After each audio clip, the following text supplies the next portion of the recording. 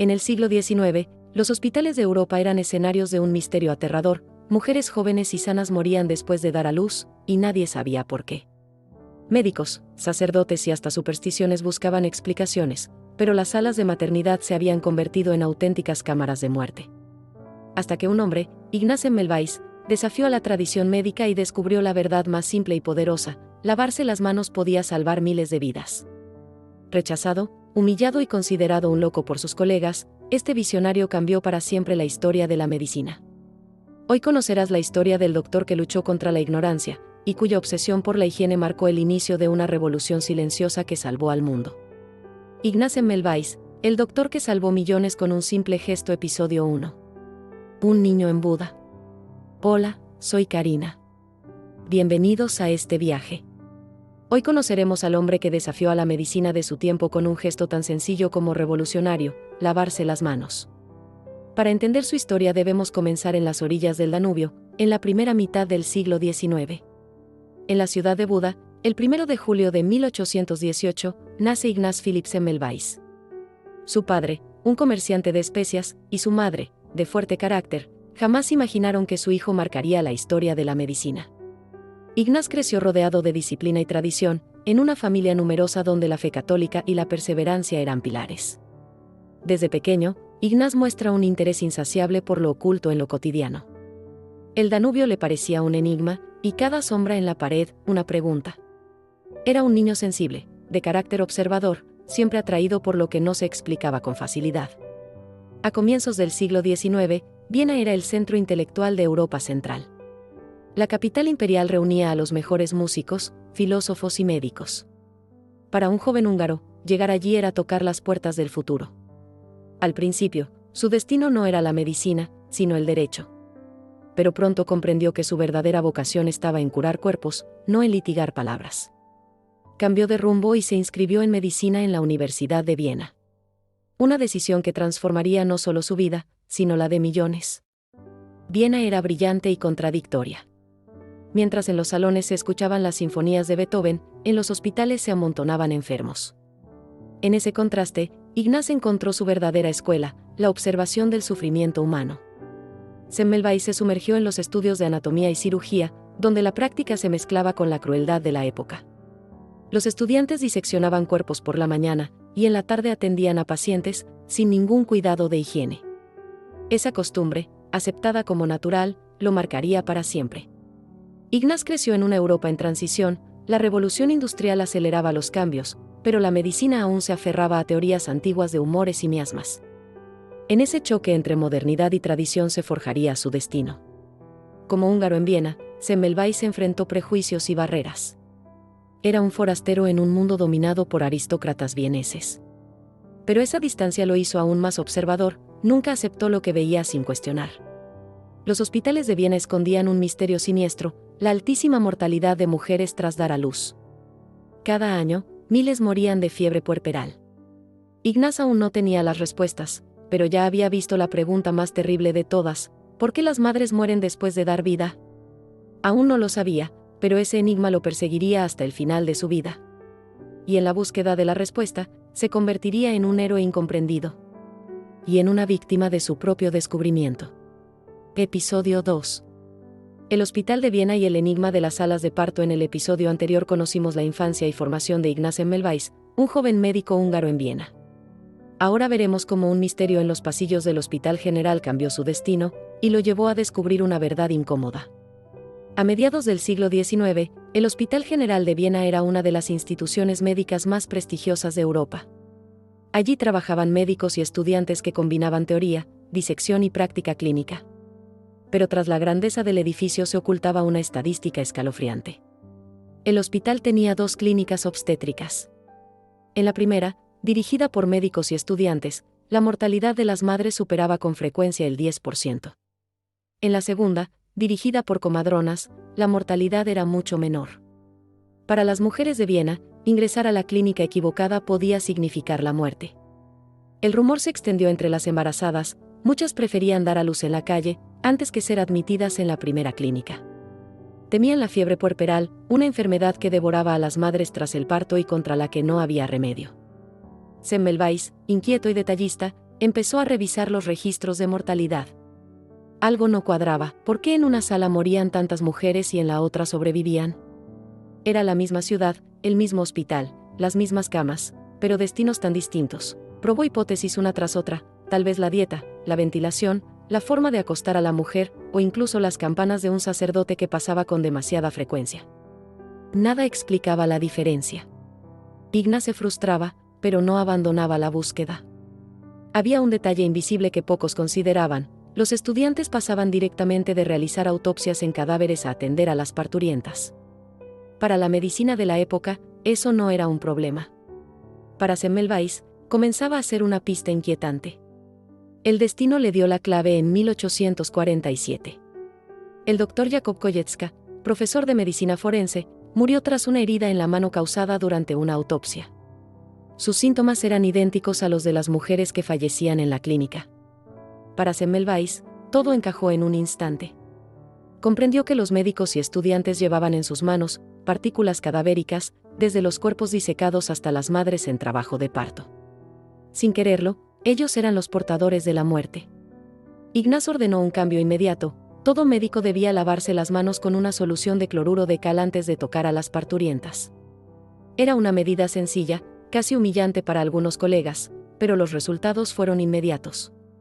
En cuestión de meses, la mortalidad cayó drásticamente, de más de un 10% a menos de un 2%. La diferencia era tan clara que ya no quedaban dudas: el lavado de manos salvaba vidas. Para algunos, el éxito era innegable. Para otros, aceptar que las propias manos habían sido instrumentos de muerte era demasiado doloroso. La revolución de Semmelweis acababa de comenzar, pero también su lucha contra la incomprensión. Había encontrado la clave del enigma. Pero aún no sabía que esa verdad lo llevaría a la gloria y a la ruina. Porque en la medicina del siglo XIX, la evidencia no bastaba. El orgullo de los hombres pesaba más que la vida de las mujeres. Episodio 3. El triunfo efímero y el inicio de la resistencia. En el episodio anterior vimos cómo Semmelweis descubrió que el lavado de manos con cloruro de cal podía salvar a miles de mujeres. En este capítulo veremos cómo su triunfo pronto se convirtió en una batalla contra la soberbia y la ceguera de sus colegas. El protocolo funcionaba. Por primera vez, las madres sobrevivían en cifras que parecían un milagro. Los pasillos del hospital ya no eran cementerios silenciosos, sino salas de vida y esperanza. Semmelweis se llenaba de orgullo: su intuición había sido correcta. Los estudiantes más jóvenes, menos atados al orgullo profesional, reconocían que algo extraordinario estaba ocurriendo.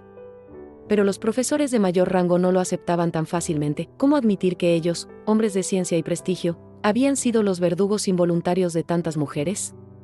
La idea hería el orgullo académico más profundo. Ignaz intentaba argumentar: no era magia, ni castigo divino. Era algo invisible, transportado en las manos sucias. Pero en una época sin teoría microbiana, sin Pasteur ni Koch, sus palabras parecían casi superstición.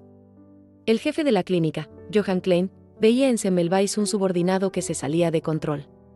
Más que el éxito del método, lo que le molestaba era la insolencia de un médico joven que cuestionaba la jerarquía. Doctor, sus métodos son innecesarios. Está usted perturbando la disciplina del hospital. Mientras los superiores dudaban, las madres no tenían dudas. Ellas sabían quién les había dado una oportunidad de vivir. Para ellas, Semmelweis era un salvador. A muchos les resultaba humillante. Lavarse las manos con cloruro de cal era reconocer que habían estado equivocados. Y aceptar eso era un golpe demasiado duro para su reputación. Dicen que en la clínica de Semmelweis las mujeres ya no mueren como antes. La noticia corría por Viena. Los rumores decían que en la sala de los médicos jóvenes la fiebre puerperal había desaparecido. Pero en los círculos académicos, lo que se extendía era la murmuración contra Ignaz. Ignaz sentía el peso de la contradicción. Tenía pruebas irrefutables, pero carecía del lenguaje científico para convencer. ¿Cómo explicar partículas invisibles en un mundo que aún no conocía las bacterias? En reuniones académicas, su voz era ahogada. Lo acusaban de exagerar, de ser arrogante, incluso de alterar los registros. Cada palabra suya despertaba más enemistades que apoyos. Era una paradoja cruel. La evidencia estaba ante los ojos de todos: menos muertes, más nacimientos seguros. Pero la medicina de Viena se negaba a aceptarlo. el orgullo valía más que la verdad. Ignaz había salvado vidas, pero estaba ganando enemigos poderosos. No podía imaginarlo, pero pronto su carrera en Viena estaría en peligro.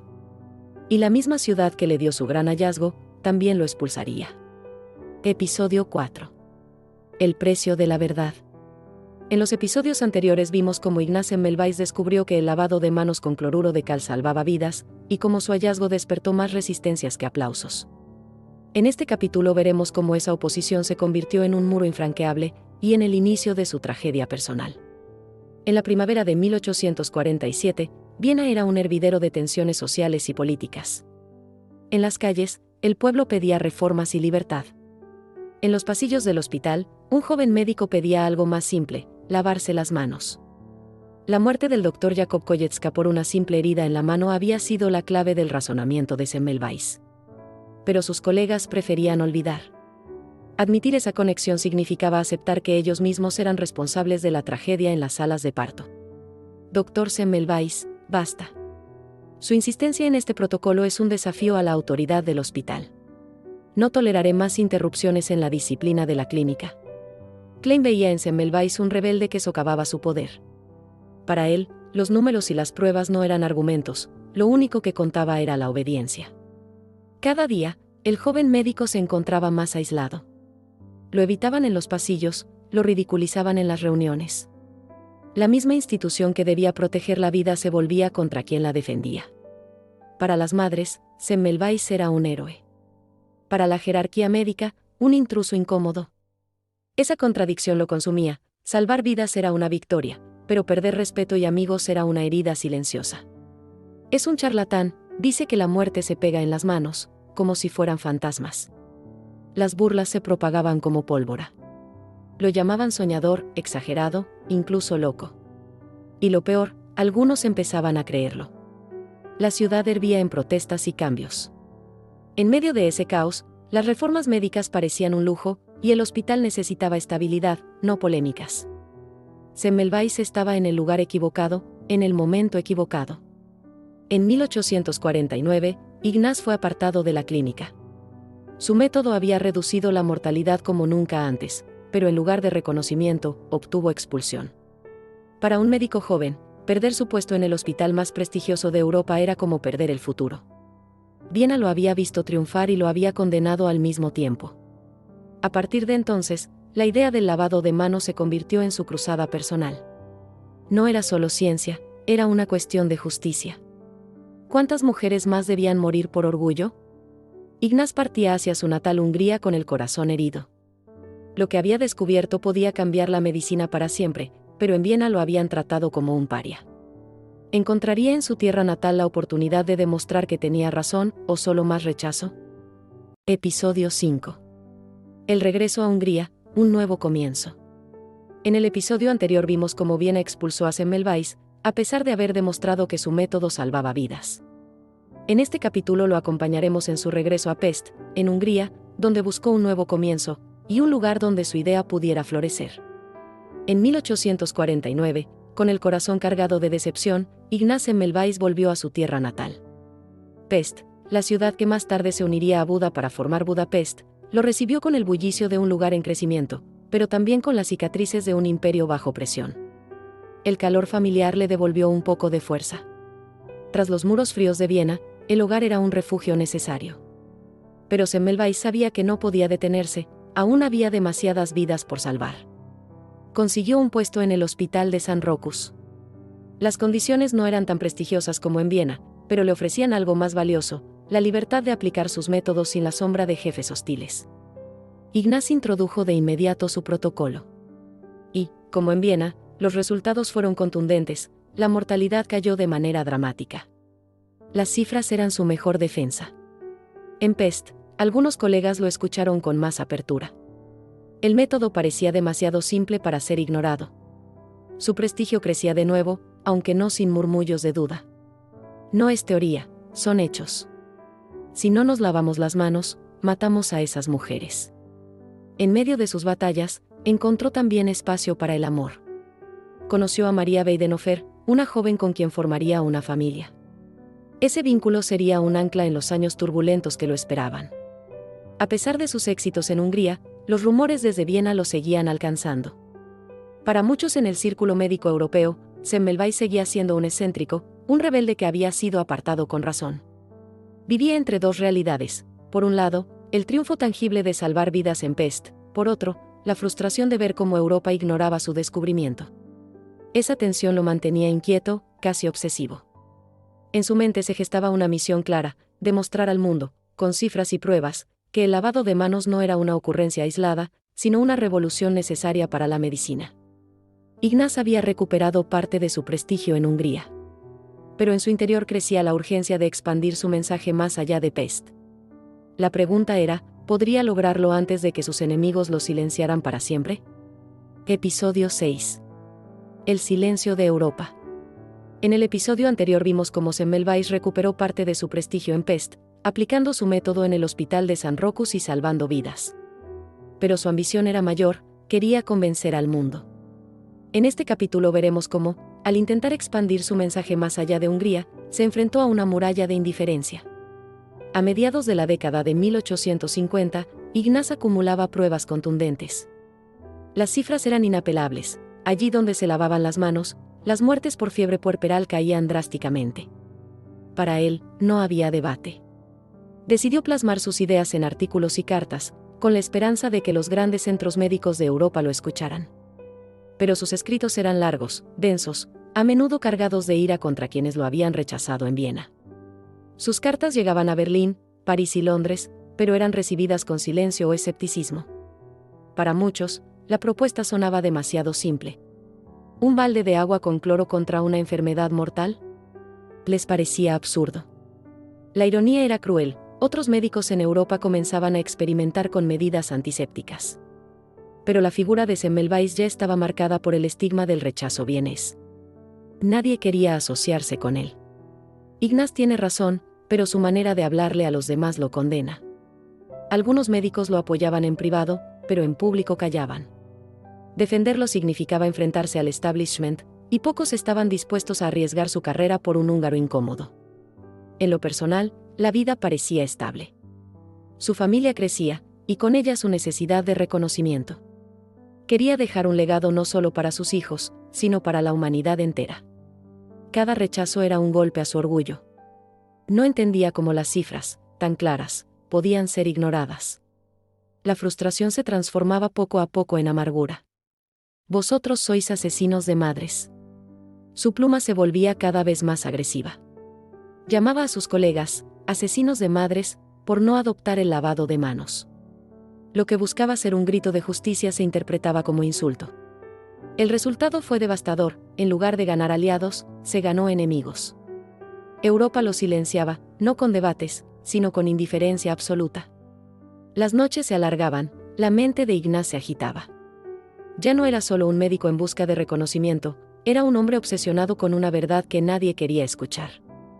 Había salvado vidas en Viena y en Pest, pero para el mundo seguía siendo un desconocido. La indiferencia comenzaba a convertirse en un peso insoportable. Y pronto, esa carga lo arrastraría hacia un camino oscuro. Episodio 7. La gran obra y la ira contenida. En el episodio anterior vimos cómo Europa le dio la espalda a Semmelweis, ignorando sus cartas y sus cifras. En este capítulo nos adentramos en un momento clave: la publicación de su gran tratado en 1861, un libro que debía consolidar su legado, pero que, en realidad, lo acercó aún más al abismo. Tras años de frustración, Ignaz decidió que ya no bastaban cartas dispersas. Necesitaba un libro, una obra monumental que reuniera todos sus hallazgos, cifras y argumentos. El resultado fue La etiología, el concepto y la profilaxis de la fiebre puerperal, publicado en 1861. El tratado estaba repleto de estadísticas, comparaciones y resultados. Página tras página mostraba cómo la mortalidad caía allí donde se lavaban las manos. Para Semmelweis, la evidencia era abrumadora, imposible de ignorar. Quien no adopte este método es responsable de la muerte de madres inocentes. Pero el tono no era académico. Era furioso, acusador. En lugar de invitar al diálogo, arremetía contra sus colegas con palabras que los hacían sentir atacados. La comunidad médica europea reaccionó con frialdad. El libro fue recibido con indiferencia, y en algunos círculos con abierta hostilidad. Para muchos, Ignaz era un fanático, no un científico. En casa era un padre y esposo amoroso. En el hospital, un médico respetado. Pero en el mundo académico era visto como un enemigo, alguien que insultaba más que convencía. Esa doble vida lo desgastaba cada día. Lo más doloroso para Semmelweis era saber que, mientras sus ideas eran ignoradas, miles de mujeres seguían muriendo innecesariamente. Cada muerte era una herida en su conciencia. Su desesperación lo llevó a escribir cartas abiertas a médicos de toda Europa, acusándolos directamente de ser asesinos de madres. Era un grito de indignación, pero también una confesión de que ya no sabía cómo hacerse escuchar. Incluso en Pest, su actitud comenzó a incomodar a colegas que antes lo habían apoyado. Su carácter se volvía cada vez más explosivo, sus palabras más hirientes. Ignaz se estaba aislando de todos. La presión constante empezó a afectar su mente. Pasaba noches enteras escribiendo, discutiendo con voces imaginarias, obsesionado con convencer a un mundo que lo ignoraba. La gran obra que debía consagrarlo no le trajo gloria, sino más soledad. Y en esa soledad, la mente de Semmelweis comenzaba a quebrarse. Lo que venía después sería aún más doloroso. Episodio 8. La mente sitiada. En el episodio anterior vimos cómo el gran tratado de Semmelweis no le dio la gloria, sino más rechazo y aislamiento. En este capítulo conoceremos el precio psicológico que pagó por su lucha, el progresivo deterioro de su mente. En 1862, las tensiones comenzaron a notarse en casa. Semmelweis sufría cambios bruscos de ánimo, a veces cariñoso y alegre, otras veces colérico e irascible. Escribía compulsivamente, enviando cartas cada vez más violentas a médicos de toda Europa. Los acusaba de asesinos, los insultaba, los llamaba cómplices de la muerte de madres inocentes. Muchos de sus colegas comenzaron a evitarlo. Ya no era solo el médico incomprendido, para algunos, era un loco peligroso. Sus explosiones verbales lo dejaron sin aliados. En casa, su obsesión lo alejaba de su familia. Pasaba noches enteras escribiendo, incapaz de descansar. Su esposa sufría en silencio, viendo cómo el hombre al que amaba se consumía. En el hospital, llegó a humillar públicamente a colegas que no seguían sus instrucciones. Sus gestos eran extremos, su lenguaje cada vez más duro. Lo que antes era firmeza, ahora parecía desesperación. Incluso sus amigos comenzaron a distanciarse. Lo consideraban brillante, pero irascible. Algunos llegaron a pensar que el propio estrés de su cruzada lo estaba enloqueciendo. En esos años surgieron rumores de que sufría una enfermedad mental. Algunos creyeron que padecía sífilis, otros que era demencia progresiva. Lo cierto es que Ignaz ya no era el mismo. La soledad lo envolvía. Tenía razón en su lucha, pero estaba atrapado en un mundo que no lo escuchaba. Y esa impotencia se transformaba en tormento interior. Su temperamento lo hacía incomprensible incluso para quienes lo amaban. Cada día parecía más aislado, más prisionero de su propia mente. El hombre que descubrió cómo salvar vidas estaba perdiendo la suya propia, no por enfermedad física, sino por la carga insoportable del rechazo. Pero lo peor aún estaba por llegar. Episodio 9. El encierro. En el episodio anterior vimos cómo la mente de Semmelweis empezó a quebrarse bajo el peso del rechazo y la soledad. En este capítulo conoceremos el tramo más oscuro de su vida, su internamiento y los últimos días de un hombre que fue visionario, pero incomprendido. Ese verano, Ignaz comenzó a mostrar signos de agitación más intensos. Sus cambios de humor eran extremos, de la euforia al llanto, de la ternura al furor. Sus colegas y su familia no sabían cómo contenerlo. Su esposa y allegados, desesperados, decidieron que lo mejor era internarlo en un sanatorio de Viena. Lo presentaron como un viaje para descansar, pero en realidad, era un camino sin retorno. El hombre que había conquistado la ciencia con su razón viajaba ahora como un enfermo, sin sospechar que lo llevaban a un encierro. Al llegar, comprendió la verdad. Fue recibido no como médico respetado, sino como paciente. Semmelweis se resistió, gritó, forcejeó. Según algunos testimonios, los celadores lo redujeron con violencia. Su espíritu orgulloso no se dejó someter, pero su cuerpo pagó el precio. Durante aquel forcejeo sufrió una herida en la mano. Una herida que, paradójicamente, se infectó y lo condujo a la misma fiebre que había combatido toda su vida. Consumido por la fiebre y la tristeza, pasó sus últimos días delirando, reclamando lo que nadie quiso escuchar en vida. El 13 de agosto de 1865, a los 47 años, Ignaz Semmelweis murió en soledad. Fue enterrado sin honores, ignorado por la ciencia que lo había rechazado. Para su familia fue una tragedia. Para la medicina, apenas una nota al pie. El mundo no comprendía que había perdido a un hombre que había salvado incontables vidas. Un hombre puede tener razón y aún así ser derrotado por su tiempo. Ignaz Semmelweis partía al silencio eterno. Pero la historia aún no había terminado. Muy pronto, un nuevo descubrimiento haría justicia a su nombre. Episodio 10. El triunfo después de la muerte. En el episodio anterior vimos los últimos días de Semmelweis, su internamiento, su muerte trágica y el silencio que lo envolvió. En este capítulo cerraremos esta historia con un desenlace inesperado, la victoria póstuma de sus ideas y el legado que cambió para siempre la medicina. Cuando Ignaz murió en 1865, la noticia pasó casi desapercibida. Para la mayoría, era un médico excéntrico, polémico y acabado. Nadie imaginaba que aquel hombre había sostenido la llave de la medicina moderna. Su tratado quedó en los estantes, ignorado, pero no olvidado del todo. Un puñado de médicos jóvenes aún lo mencionaba, aún discutía sus cifras. En la década de 1870, el francés Louis Pasteur confirmó con experimentos la existencia de los gérmenes. Lo que Semmelweis había intuido sin poder explicarlo, Pasteur lo demostró científicamente. Y poco después, Robert Koch perfeccionó la bacteriología, aislando microbios específicos. El mundo, finalmente, comprendió lo que Semmelweis había intentado advertir 20 años antes. De repente, el nombre de Ignaz resurgió. Sus métodos eran reconocidos, su libro revalorizado. Lo que en vida fue insulto y burla, en la posteridad se convirtió en verdad indiscutible. El hombre que murió entre delirios de fiebre puerperal fue, en realidad, el salvador de millones de mujeres en todo el mundo. Una ironía cruel, solo la muerte pudo darle razón. Hoy, Semmelweis es recordado como el mártir de la ciencia, el pionero de la antisepsia, el visionario que cambió la historia de la medicina con un gesto tan simple y poderoso como lavarse las manos. En cada hospital, en cada quirófano, en cada rutina de higiene, vive la herencia de Semmelweis. Lavarse las manos no es un acto trivial, es el legado de un hombre que entregó su vida por salvarla de los demás. Ignaz Semmelweis murió solo, incomprendido, pero su lucha resuena en cada vida que hoy nace a salvo del fantasma de la fiebre puerperal. Hoy, cuando un médico se lava las manos antes de atender a un paciente, pocas veces recordamos el precio que tuvo esa verdad tan simple. Ignaz Semmelweis no vivió para ver su triunfo, pero su legado late en cada vida salvada gracias a la higiene. Fue rechazado, humillado y olvidado, pero al final, el tiempo le dio la razón.